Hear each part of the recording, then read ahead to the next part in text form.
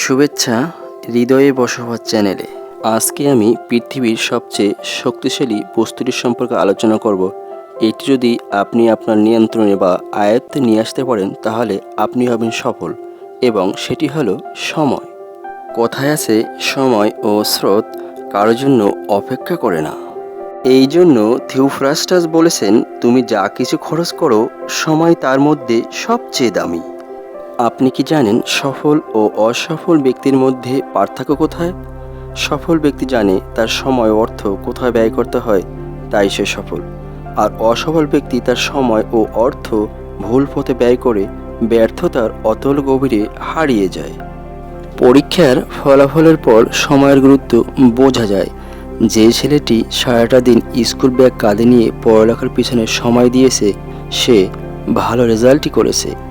আর যে ছেলেটি মোবাইল, বন্ধুদের সাথে আড্ডা, ইভটিজিং নিয়ে ব্যস্ত ছিল সে খারাপ রেজাল্ট করে সমাজ ও বাবা মায়ের বোঝা হয়ে দাঁড়িয়েছে। আপনি সময়ের গুরুত্ব বুঝবেন যখন দেখবেন কয়েক সেকেন্ডের জন্য ট্রেনটি আপনার হাতছাড়া হয়ে গেছে, অর্থাৎ আপনি সময় মতো আর আপনার গন্তব্যে পৌঁছাতে পারলেন না।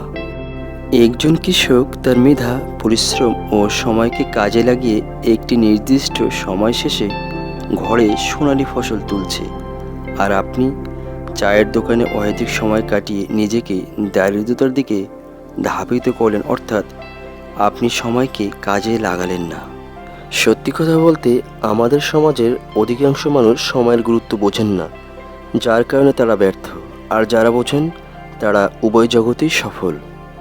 আসলে আমাদের মাথায় ঢুকে গেছে যে আমাদের হাতে প্রচুর সময় আছে, যার কারণে আমরা সময়ের দাম দিতে চাই না। যদি সময়ের মূল্য জানতে চান, জিজ্ঞেস করুন সেই শ্রমিককে যে সারাদিন হাড়ভাঙা পরিশ্রম করেও দিন শেষে ন্যায্য পারিশ্রমিক পায় না। এক মিলি সেকেন্ডের মূল্য জানতে চান? জানতে হলে জিজ্ঞেস করুন সেই অ্যাথলেটকে যে প্রথম না হয়ে দ্বিতীয় হয়েছে। কথাগুলো বলার উদ্দেশ্য হলো, আপনার হাতে এখন পর্যাপ্ত সময় রয়েছে, সেটিকে কাজে লাগিয়ে নতুন কিছু করার অথবা ক্রিয়েটিভ কোনো কাজে ব্যবহার করুন, যাতে ভবিষ্যতে তার সুফল ভোগ করতে পারেন। আসুন সবাই সময়কে কাজে লাগিয়ে উজ্জ্বল ভবিষ্যৎ গড়ার প্রত্যয় ব্যক্ত করি। ভিডিওটি ভালো লাগলে আমাদের চ্যানেলটি সাবস্ক্রাইব করুন এবং লাইক, কমেন্টস ও শেয়ার করে আমাদের পাশে থাকুন।